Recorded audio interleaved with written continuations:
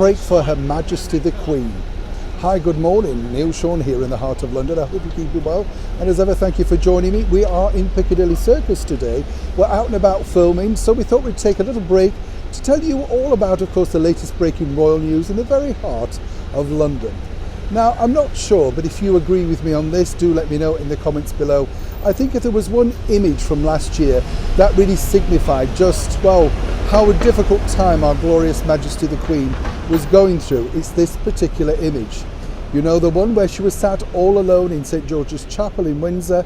Because, of course, of COVID restrictions, she wasn't allowed to have anyone sat by her side. And, of course, it was heartbreaking to just see this lady of, well, who's done really so much for her country, and in the time and hour of need simply sat all alone. As I say, there were reasons behind this.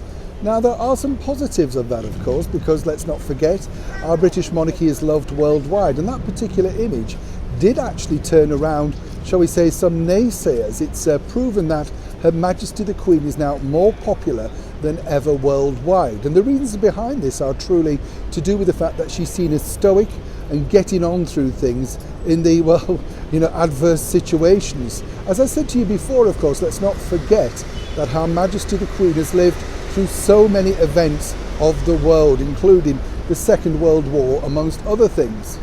But it's now moving forward on a more serious note that courtiers tell me they're rather concerned for Her Majesty the Queen moving forward in this Platinum Jubilee celebration. And here's the reason why. Apparently it's nothing really to do with the Queen's health, but more the fact that obviously she now feels more alone and isolated than ever, because these sort of events would have been undertaken as a duo previously. She always had the Duke by her side, His Royal Highness Prince Philip. And as one can imagine, it must be very difficult facing this for the very first time, thinking exactly how are you going to be able to command the world stage now as a solo star. Whatever people feel, they were a duo. Everybody looked forward to seeing the Duke as much of course, as our glorious Majesty the Queen.